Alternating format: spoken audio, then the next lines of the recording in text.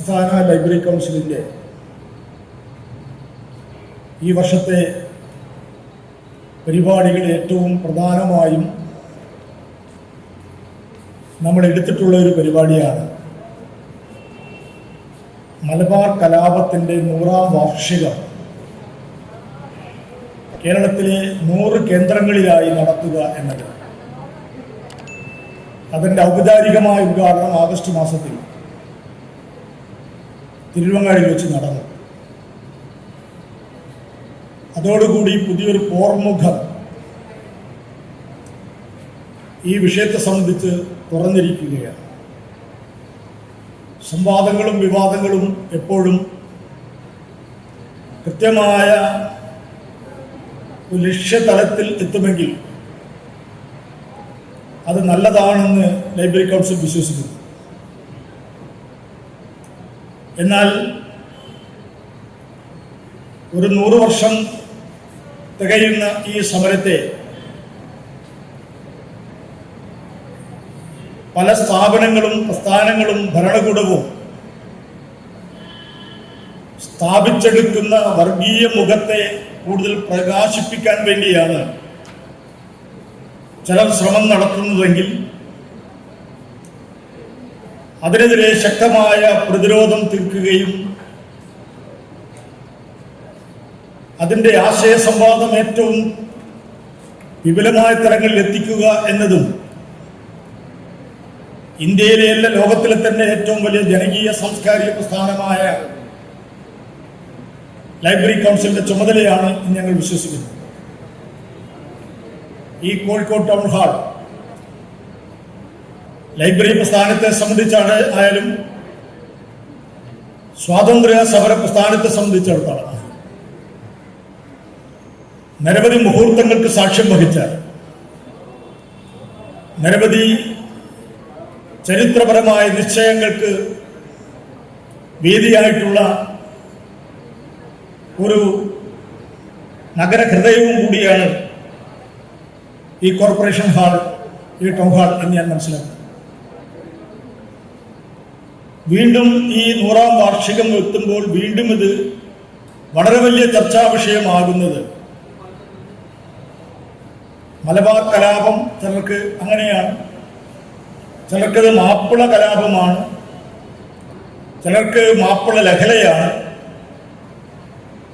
ചിലർക്ക് ഹിന്ദു സമുദായത്തെ തമസ്കരിക്കാൻ നടത്തിയ ഹിന്ദു വിരുദ്ധ ലഹളയാണ്, മലബാർ സമരമാണ്. ഈ വ്യാഖ്യാനങ്ങൾക്കിടയിൽ സത്യം അന്വേഷിച്ചു പോവേണ്ടതായിട്ടുണ്ട്.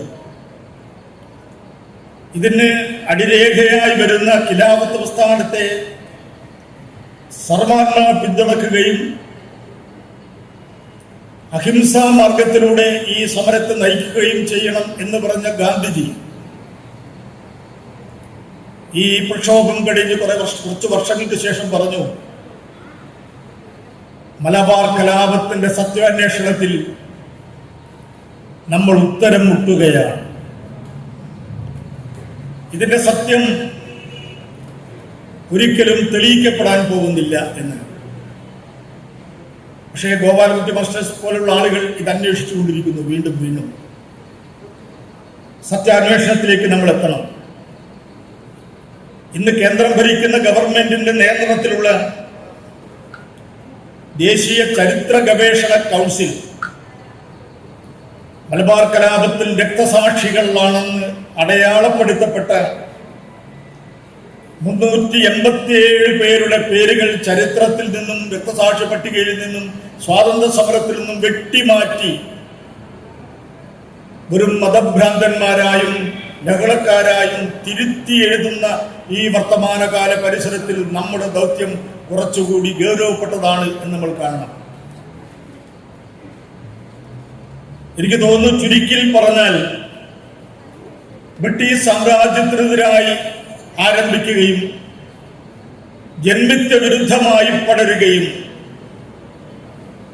അന്നത്തെ ഭരണകൂടത്തിന്റെ ഇടപെടലിന്റെ ഫലമായി തന്ത്രങ്ങളുടെയും ഗൂഢാലോചനയുടെയും ഫലമായി ഭിന്നിപ്പിച്ച് ഭരിക്കുക എന്നതാണ് ബ്രിട്ടീഷുകാർ എല്ലാ കാലത്തും ഇവിടെ സ്വീകരിച്ചിട്ടുള്ളത്. അതിന്റെ ഫലമായി വഴിതെറ്റിപ്പോയ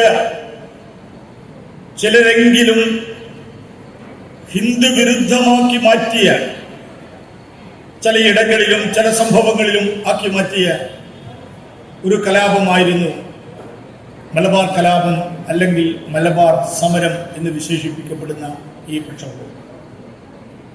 സ്വാഭാവികമായും 1857 ഒന്നാം സ്വാതന്ത്ര്യ സമരം, ആ സമരത്തെ ബ്രിട്ടീഷുകാർ ശിപ്പായി ലഹളയായി മുദ്രകുത്തുകയുണ്ടായി. നമുക്കറിയാം, ബ്രിട്ടീഷ് സാമ്രാജ്യത്വ ചരിത്ര നായകനായിരുന്ന ഗ്രീൻസ്മിൽ ഇന്ത്യയുടെ നൂറ്റാണ്ടുകളുടെ ചരിത്രം മതത്തിന്റെ അടിസ്ഥാനത്തിൽ വിഭജിക്കപ്പെടുകയുണ്ടായി. പക്ഷെ അവസാന കാലഘട്ടം ഹിന്ദു കാലഘട്ടം എന്ന് പറയാതെ ബ്രിട്ടീഷ് കാലഘട്ടം എന്നാണ് അത് നിർവചിക്കപ്പെട്ടിട്ടുള്ളത്. 1857 സ്വാതന്ത്ര്യ സമരത്തെ ശിപ്പാഹി ലഹളയാക്കി ചിത്രീകരിക്കുന്ന ആ താല്പര്യം മലബാർ സമരത്തെ മാപ്പിളഹളയായി ഇപ്പോഴും ചിത്രീകരിച്ചു കൊണ്ടിരിക്കുന്നു. ഹിന്ദു വിരുദ്ധ കലാപമായി ഇപ്പോഴും ചിത്രീകരിച്ചു കൊണ്ടിരിക്കുകയാണ്. യഥാർത്ഥത്തിൽ ഈ സമരം ആരംഭിക്കുന്നത്, അല്ലെങ്കിൽ അതിന്റെ വിത്തുപാകുന്നത്, അന്നിവിടെ നിലവിലുണ്ടായിരുന്ന കാർഷിക വ്യവസ്ഥയുടെ മേൽ സാമ്രാജ്യത്വം അടിച്ചേൽപ്പിക്കപ്പെട്ട മർദ്ദന മുറകളും പീഡനങ്ങളും സമ്മർദ്ദങ്ങളുമായിരുന്നു. അതിനെതിരായി ഉയർന്നു വന്ന പ്രക്ഷോഭങ്ങൾ 1920-21 മാത്രമല്ല, എത്രയോ വർഷങ്ങൾക്ക് മുമ്പും ചെറിയ ചെറിയ സ്ഫോടനങ്ങളും ചെറിയ ചെറിയ സമരങ്ങളും എതിർപ്പുകളും പ്രക്ഷോഭങ്ങളും ഉയർന്നു വന്നിരുന്നു.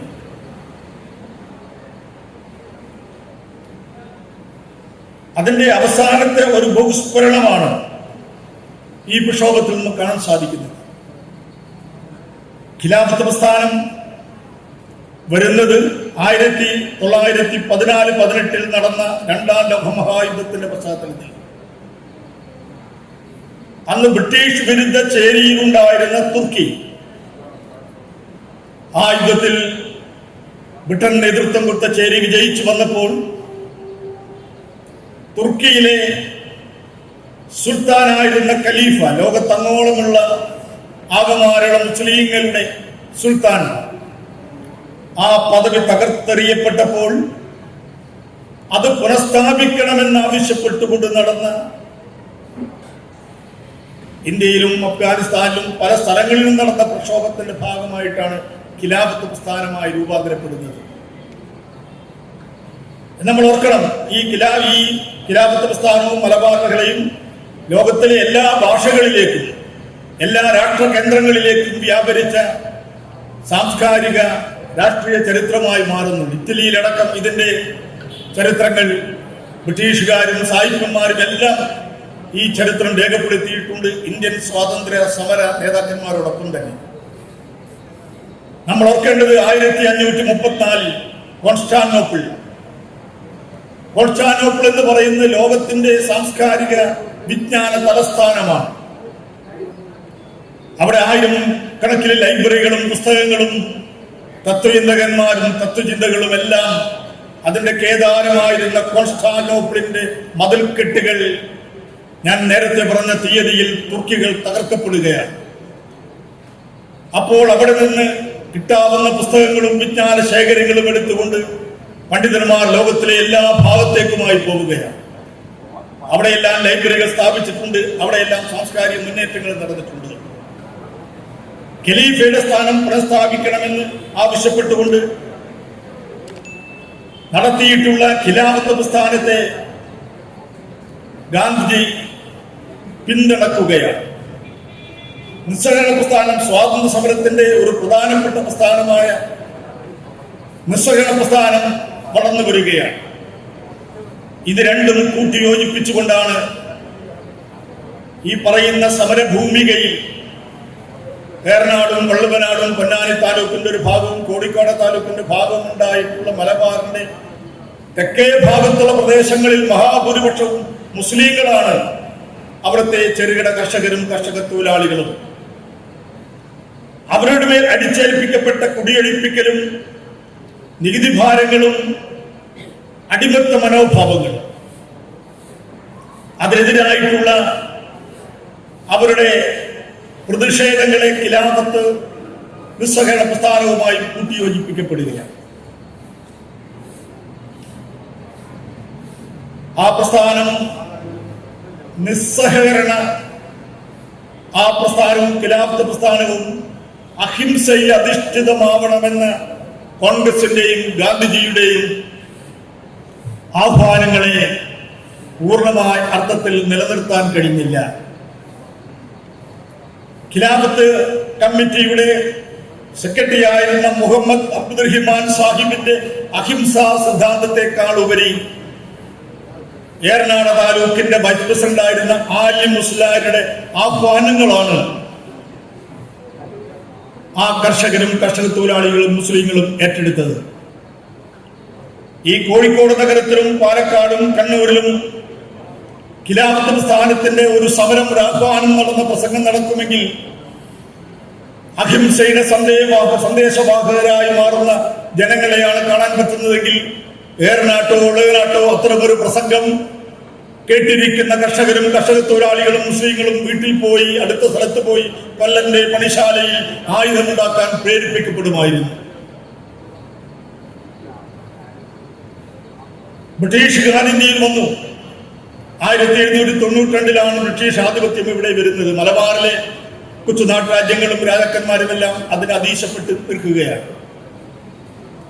അതിനു മുമ്പ് ഹൈദരലിയും അയാളുടെ മകൻ ടിപ്പു സുൽത്താനും ശ്രീരംഗപട്ടണത്തിൽ അടിയോറ് പറയുന്ന സാഹചര്യത്തിൽ ബ്രിട്ടീഷുകാരുടെ ആധിപത്യം സമ്പൂർണ്ണമാവുകയാണ്. ഹൈദരലിയുടെ കാലഘട്ടത്തിലാണ് ഭൂനികുതി ഭാഗികമായി ഇവിടെ നടപ്പാക്കപ്പെടുകയും പിന്നീട് ശക്തിപ്പെടുകയും ചെയ്തു. ബ്രിട്ടീഷുകാർ വന്നപ്പോൾ അവരുടെ സാമ്രാജ്യ തലങ്ങളിൽ എങ്ങനെ നികുതി സംവിധാനമുണ്ടോ അത് പൂർണ്ണമായും ഇവിടെ ഉപയോഗപ്പെടുത്തി നമ്മുടെ ജനങ്ങളെ ചൂഷണം ചെയ്യുകയായിരുന്നു. അതിനോടുള്ള എതിർപ്പ് വളർന്നു വന്നപ്പോൾ ഖിലാഫത്ത് പ്രസ്ഥാനവും നിസ്സഹകരണ പ്രസ്ഥാനവും അതിന് പ്രചോദനമായപ്പോൾ മുസ്ലിങ്ങളുടെ വികാരപരതയുടെ ഭാഗമായി ഈ പ്രക്ഷോഭം മാറുകയാണുണ്ടായത്. യഥാർത്ഥത്തിൽ ഇവിടെ ഭൂമി കൈയടക്കി വെച്ചെന്ന ഹിന്ദു ജന്മിമാരും അവരെ പരോക്ഷമായി പിന്തുണക്കുന്ന ബ്രിട്ടീഷ് ഭരണകൂടവും ജനങ്ങളെ ഭിന്നിപ്പിക്കാൻ ശ്രമിക്കുകയാണ്.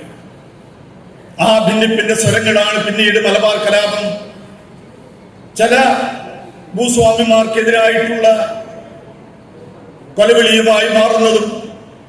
അതുപോലെ ഇവിടെ എന്തെല്ലാം ചരിത്രങ്ങൾ പറഞ്ഞാലും ആ കലാപത്തിനിടക്ക് ജനങ്ങളെ ഭിന്നിപ്പിച്ച് മുസ്ലിം സമര ആളുകൾ കോൺഗ്രസിന്റെയോ ഇതിന്റെ നേതാക്കന്മാരുടെ ആഹ്വാനത്തെ തള്ളിക്കളഞ്ഞുകൊണ്ട് മതപരിവർത്തനത്തിന്റെ വിധേയമാക്കപ്പെടുകയും അതുപോലെ ചില കൊട്ടാരങ്ങളും നിലവറകളും കൊള്ളയടിക്കപ്പെടുകയും കൊലപാതകങ്ങൾക്ക് വിധേയമാവുകയും ചെയ്തിട്ടുണ്ട്.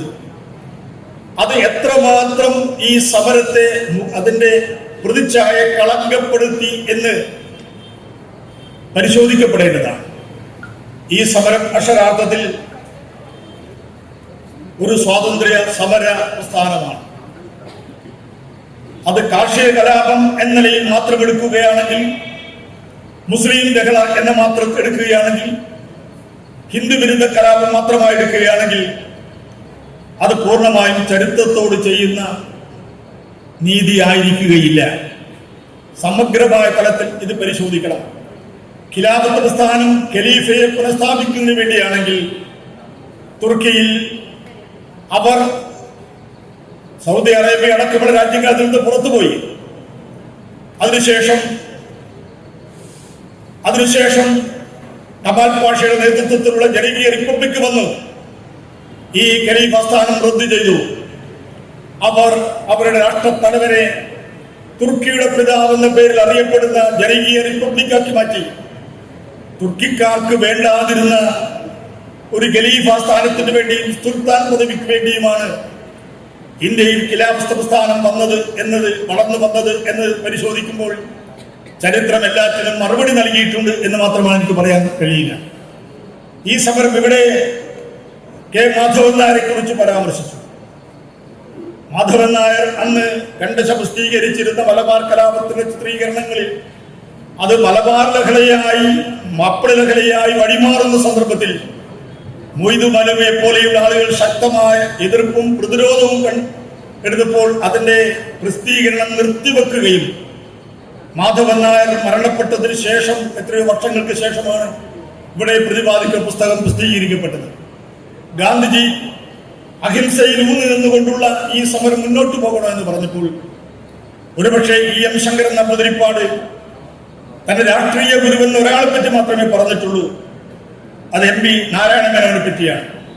അദ്ദേഹം ഗാന്ധിജിയോട് പറയുകയുണ്ടായി, നിങ്ങൾ അഹിംസയും നിങ്ങൾ നിരായുധമായ സമരത്തെക്കുറിച്ച് പറയുമ്പോൾ ഇവിടുത്തെ സാധാരണക്കാരായ ജനങ്ങളെ സംബന്ധിച്ച് സമരം എന്ന് പറയുമ്പോൾ അത് ആയുധമെടുത്തുകൊണ്ടുള്ള സമരമെന്ന അവന്റെ മനസ്സിൽ ചാലിച്ചിട്ടുള്ള വികാരത്തിന് അടിമപ്പെട്ടിട്ടുള്ള ആളുകളോട് അഹിംസാ സമരം എന്ന് പറഞ്ഞാൽ എത്രത്തോളം നടപ്പാക്കാൻ സാധിക്കും എന്ന് നിങ്ങൾ പരിശോധിക്കേണ്ടതായിട്ടുണ്ട് എന്ന് ഗാന്ധിജിയോട് പറയുകയുണ്ടായി.